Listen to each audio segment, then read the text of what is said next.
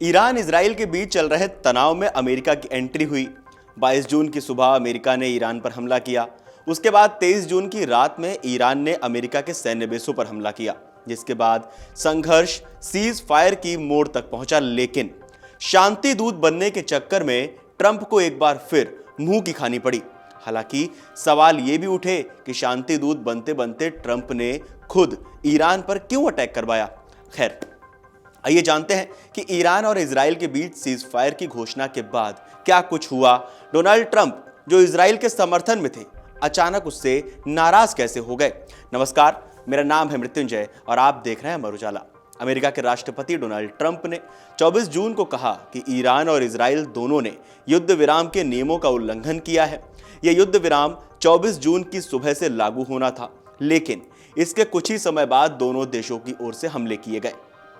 Trump ने Israel को चेतावनी दी कि वो अपने पायलटों को तुरंत घर बुलाए और बमबारी बंद करे। उन्होंने social media platform truth social पर लिखा, इजराइल बम मत गिराओ, अगर तुम ऐसा करते हो तो यह बड़ा उल्लंघन होगा। अपने पायलटों को तुरंत वापस बुलाओ। ट्रंप ने नाटो सम्मेलन के लिए हेग रवाना होने से पहले पत्रकारों से बातचीत में कहा, ईरान ने युद्ध विराम तोड़ा, लेकिन इजराइल ने भी ऐसा किया। मैं इजराइल से खुश नहीं हूं। उधर इजरायली रक्षा बल ने सोशल मीडिया प्लेटफॉर्म एक्स पर एक पोस्ट में लिखा कि ईरानी शासन की ओर से किए गए युद्ध विराम के गंभीर उल्लंघन के मद्देनजर हम बलपूर्वक जवाब देंगे। अब जानते हैं कि सीज फायर के बाद क्या क्या हुआ। 24 जून की सुबह इजराइल ने आरोप लगाया कि ईरान ने युद्ध विराम लागू होने के बाद उसके हवाई क्षेत्र में मिसाइलें दागी। ईरान की सेना ने इस बात से इनकार किया, लेकिन उत्तरी इजराइल में विस्फोट और सायरन की आवाजें सुनाई दी। इजरायली सेना ने कहा कि उसने 2 ईरानी मिसाइलों को रास्ते में ही नष्ट कर दिया। इजरायली रक्षा मंत्री काट्स ने कहा कि ईरान ने युद्ध विराम लागू होने के बाद मिसाइलें दागकर युद्ध विराम का उल्लंघन किया है। काट्स ने कहा कि उन्होंने इजरायली सेना को ईरानी अर्धसैनिक और सरकारी ठिकानों को निशाना बनाना फिर से शुरू करने का निर्देश दिया है। इजराइल ने कहा कि उसने युद्ध विराम लागू होने के 3 घंटे से भी कम समय बाद ईरान द्वारा अपने हवाई क्षेत्र में दागी गई मिसाइलों की पहचान कर ली है। इजराइल सरकार ने कहा कि हमारे दिल उन परिवारों के साथ हैं जिन्होंने अपने प्रियजनों को खो दिया है, और हम उन लोगों के पूर्ण स्वस्थ होने की कामना करते हैं जो घायल हुए हैं। ऑपरेशन राइजिंग लाइन में इजराइल ने महान ऐतिहासिक उपलब्धियां हासिल की और खुद को दुनिया की प्रमुख शक्तियों की पहली पंक्ति में रखा। ये इजराइल के लोगों और उसके लड़ाकों के लिए एक बड़ी सफलता है, जिन्होंने हमारे देश के लिए 2 अस्तित्वगत खतरों को दूर किया और इजराइल की अनंतता सुनिश्चित की। ऐसा इजराइल सरकार की ओर से कहा गया।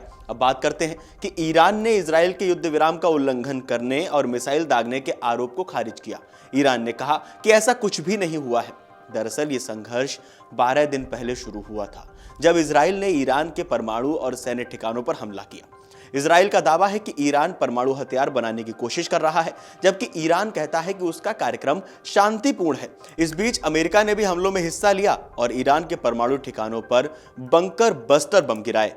वहीं रूस ने भी ईरान और इजराइल के बीच युद्ध विराम की घोषणा का स्वागत किया। आपको बता दें कि रूस ने यह भी कहा था कि वो ईरान के साथ है और वो ईरान को परमाणु हथियार तक की मदद देने के लिए तैयार हो गया था। अब इस सीज फायर के बाद रूस ने उस फैसले का स्वागत किया है। रूस ने कहा है कि युद्ध विराम टिकाऊ होगा। क्रेमलिन के प्रवक्ता दिमित्री पेस्कोव ने मीडिया से कहा कि अगर युद्ध विराम पर पहुंचना वाकई संभव है तो इसका स्वागत ही किया जा सकता है। रूसी संघ इस संघर्ष की शुरुआत से ही यही मांग कर रहा है, इसलिए उसका स्वागत किया जाना चाहिए। उन्होंने कहा, हमें उम्मीद है कि ये एक टिकाऊ युद्ध विराम होगा। युद्ध विराम की स्थिरता पर मॉस्को की राय के बारे में पूछे गए एक सवाल पर जवाब देते हुए पेस्कोव ने कहा कि घोषणा से पहले कतर की मध्यस्थता में संपर्क हुए थे। साथ ही अमेरिकी राष्ट्रपति और मध्य पूर्व में उनके कई समकक्षों के बीच भी संपर्क हुए थे। हमें अंत तक सभी विवरण नहीं पता है, इसलिए हम यहाँ कुछ नहीं कह सकते, लेकिन शुरू से ही हमने समस्या के सैन्य समाधान को त्यागने और किसी राज्य, इस मामले में ईरान पर किसी भी अकारण हमले को बाहर रखने का आह्वान किया और मौजूदा समस्याओं के समाधान और समाधान के लिए राजनीतिक और कूटनीतिक तरीकों का इस्तेमाल किया जाना चाहिए। 23 जून को ईरान ने कतर स्थित एक अमेरिकी सैन्य अड्डे पर जवाबी हमला किया। इसके बाद ट्रंप ने युद्ध विराम की घोषणा की थी, जिसे दोनों देशों ने स्वीकार कर लिया था। लेकिन ताजा हमलों के बाद इस युद्ध विराम पर सवाल खड़े हो गए हैं। वहीं इजराइल के वित्त मंत्री बेत्सालेल स्मोट्रिच ने एक्स पर लिखा कि तेहरान कांपेगा, जिससे यह साफ हो गया कि संघर्ष अभी खत्म नहीं हुआ है। आप लोगों को क्या लगता है, इस संघर्ष विराम पर ईरान और इजराइल के बीच जो सीज फायर का ऐलान हुआ है, डोनाल्ड ट्रंप की जो मध्यस्थता रही, डोनाल्ड ट्रंप का ईरान और इजराइल संघर्ष के बीच जो लगातार हस्तक्षेप रहा, लगातार वो सुर्खियों में बने रहे, क्या लगता है आपको? आपका क्या कहना है, हमें कमेंट करके जरूर बताएं। देश और दुनिया की तमाम सभी खबरें जानने के लिए देखते रहिए अमर उजाला।